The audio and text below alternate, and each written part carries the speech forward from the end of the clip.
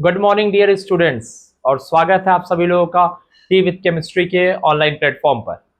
तो आज दोस्तों हम लोग केमिकल बॉन्डिंग के कुछ छोटे छोटे बाबू वाले सवाल लेके आए जो आप लोगों के लिए। ये सारे के सारे सवाल जेई के आर्चीव्स हैं, तो होप करता हूं कि ये सारे सवाल आप लोग वन गो में सॉल्व करोगे जितने लोगों ने भी मेरे लेक्चर्स अटेंड किए हैं। आइए दोस्तों बिना देरी के शुरुआत करते हैं सबसे पहले सवाल के साथ। Give it a try. Screen pause करो और तुरंत से ट्राई दो। कर लिया सवाल? इतना बाबू वाला सवाल है ये कि तुरंत हो जाना चाहिए बच्चे। देखो भाई, दो वेव फंक्शन दिया एटॉमिक ऑर्बिटल का, दैट इज साई ए, वो आपका क्या है दोस्तों, that is psi A and psi B, और पूछ रहा है एंटी बॉन्डिंग के बारे में।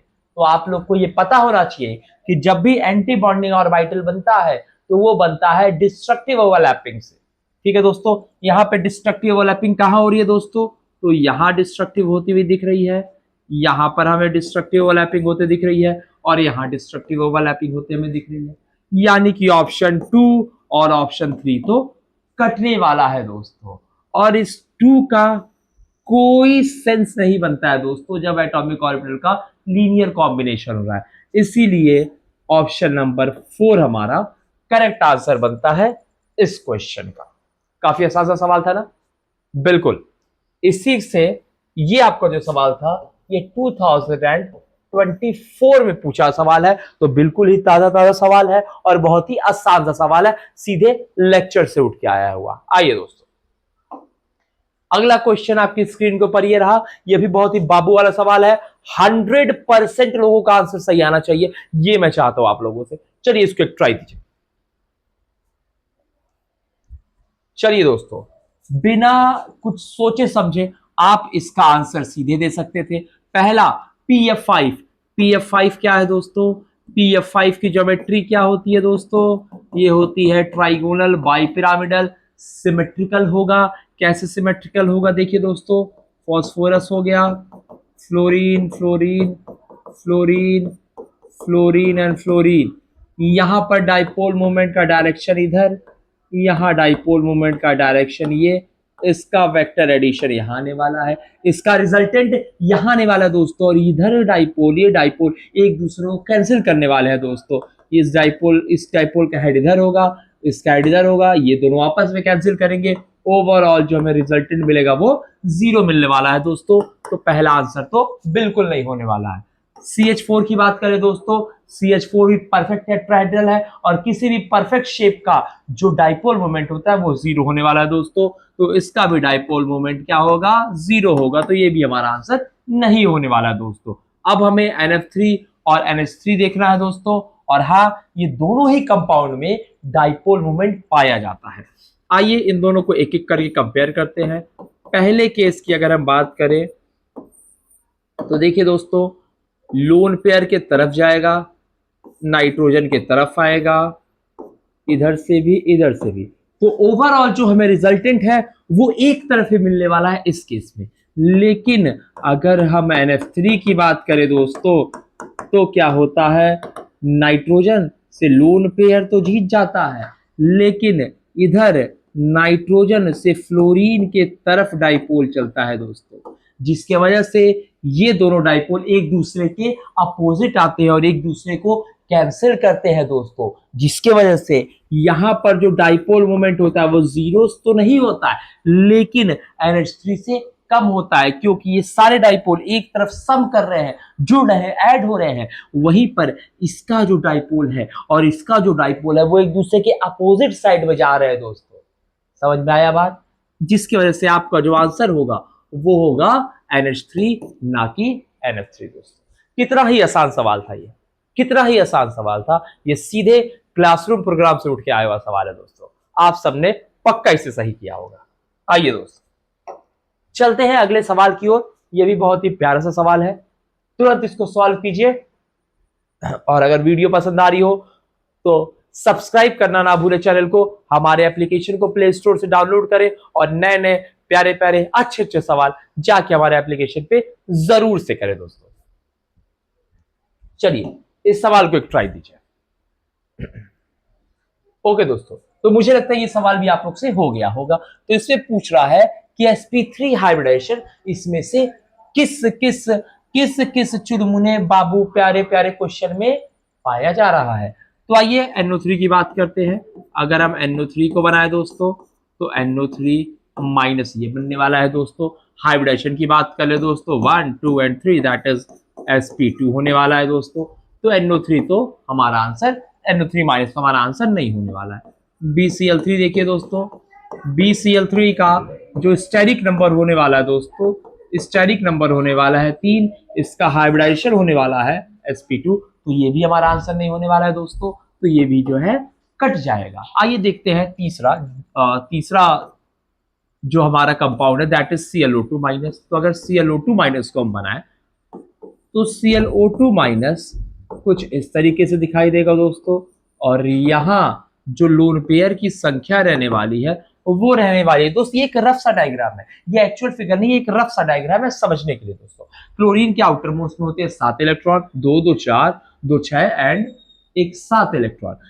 यहां से अगर हम स्टेरिक नंबर काउंट करें 1 2 3 एंड 4, स्टेरिक नंबर आने वाला है 4, और स्टेरिक नंबर 4 के लिए जो हाइब्रिडाइजेशन होता है दैट इज sp3।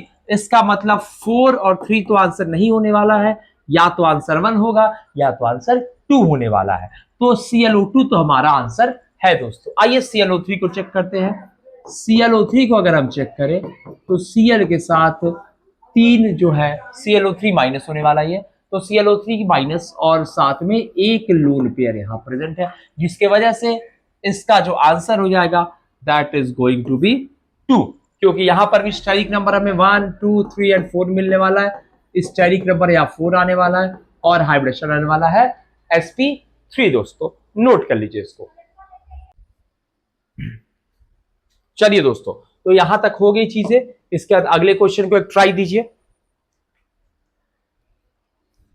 आइए दोस्तों, तो इस सवाल को हम लोग सॉल्व करते हैं बहुत ही आसान तरीके से। आइए देखिए, यहां पर आपको दिख रहा है ClF5। आइए ClF5 को देखते हैं। तो ClF5 अगर 5 बॉन्ड नहीं, आइए मैं आप लोग को फॉर्मूले से सबका हाइब्रिडेशन निकाल के दिखाता हूं, जिससे चीजें करने में आपको आसानी हो। तो सबसे पहले मैं चूज करता हूं IF7 को, क्योंकि हमें क्या करना है, जब भी हमें कोई ऐसा क्वेश्चन दिखे तो हमें सबसे बाबू वाले आंसर को सबसे पहले उठाना है और उससे जो है बाकी सबको मिलाने की कोशिश करना है। तो आइए दोस्तों, IF7 की अगर हम बात करें, IF7 आयोडीन के आउटर मोस्ट में 7 इलेक्ट्रॉन है। अगर हम फॉर्मूला रखें I equal to half number of valence electron of central atom that is 7 plus monovalent is 7, hybridisation is sp3d3। इसका मतलब पेंटागोनल बाइपिरामिडल। इसका आंसर होने वाला है दोस्तों पेंटागोनल बाइपिरामिडल। इसका आंसर क्या होने वाला है दोस्तों? पेंटागोनल बाइपिरामिडल, यानी कि IF7 जो है आपका दैट इज पेंटागोनल बाइपिरामिडल। कोई दिक्कत इसमें? चलिए दोस्तों आगे देखते हैं, ClF5 को। तो अगर ClF5 को देखा जाए, ClF5 हाइब्रिडेशन क्या होगा दोस्तों? हाफ 7 प्लस 5, इसका मतलब 12/2 एंड 6, मतलब sp3d2।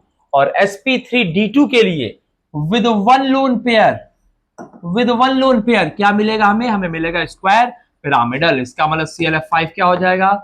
It will be square pyramidal दोस्तों। क्या हो जाएगा? Square pyramidal. अगला देखिए दोस्तों, अगला है ICl3 को भी सॉल्व करते हैं दोस्तों। हाइब्रिडेशन क्या होगा दोस्तों?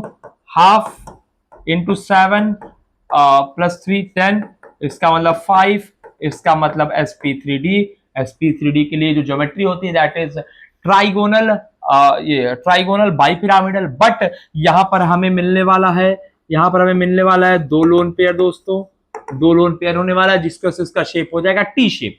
तो ICl3 क्या हो जाएगा दोस्तों? टी शेप का हो जाएगा, और बचा हुआ हो जाएगा ICl हमारा लीनियर। ठीक है दोस्तों, काफी आसान सा सवाल था, आप लोग से हो गया होगा, ये लिख लीजिए इसको। चलिए दोस्तों, तो अगले सवाल की ओर चलते हैं। ये रहा हमारा अगला सवाल, ये भी बहुत ही बाबू वाला बच्चों वाला क्वेश्चन है, तुरंत करके दीजिए इसको। चलिए, होप करते हैं सवाल आपने कर लिया होगा। आइए देखते हैं sp3 बच्चों वाला टेट्राहेड्रल। sp3 tetrahedral. दम नहीं था सवाल में, 2024 का सवाल है, कोई दम नहीं है। dsp2 is square planar, dsp2 is square planar. ठीक है दोस्तों, ठीक है दोस्तों। sp3d, sp3d क्या है दोस्तों? sp3d है आपका tbp, sp3d होता है आपका tbp एंड sp3d2 आपका होता है ऑक्टाहेड्रल। ये सीधे सीधे सीधे सीधे मेमोरी बेस्ड क्वेश्चन था, बिल्कुल दम नहीं था इस क्वेश्चन में, मेमोरी बेस्ड सवाल था, आप लोग से हो जाना चाहिए था। चलिए दोस्तों अगले सवाल की ओर चलते हैं। ये भी बहुत ही बेसिक सा सवाल है, तुरंत इसको सॉल्व करने की कोशिश कीजिए। आइए पहले बात करते हैं SF4 की। SF4 क्लास में ही करवाया जाता है दोस्तों। SF4 का एग्जांपल सीशॉ शेप होता है इसका, और आइए इसको सॉल्व करते हैं।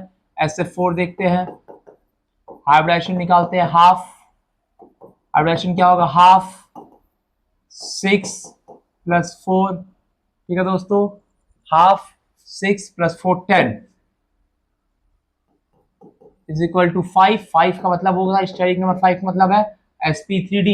स्टेरिक नंबर कैसे कैलकुलेट करते हैं? देखिए दोस्त, कुछ नहीं करना होता, s ppp dd dd लिख लीजिए ऐसे। क्यों?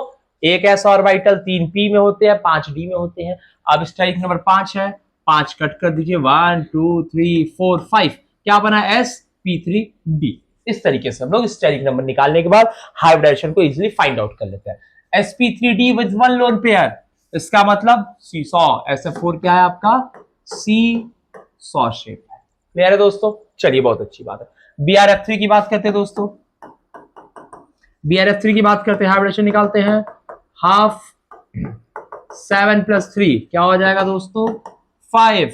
क्या आएगा भैया 5 के लिए? वापस से देखिए, sp3d, sp3d कितना लोन पेयर होना चाहिए? 5 स्टेरिक नंबर है, 3 है, 2 लोन पेयर होना चाहिए। यहां पर 2 लोन पेयर प्रेजेंट होना चाहिए। क्या शेप बचता है? क्या शेप बनता है? Bend T shape. Bend T shape क्यों होगा? क्योंकि लोन पेयर रिपल्शन ज्यादा होगा, तो जो टी शेप आना चाहिए वो थोड़ा सा बेंट हो जाएगा due to this lone pair repulsion. तो इसका शेप क्या हो जाएगा दोस्तों?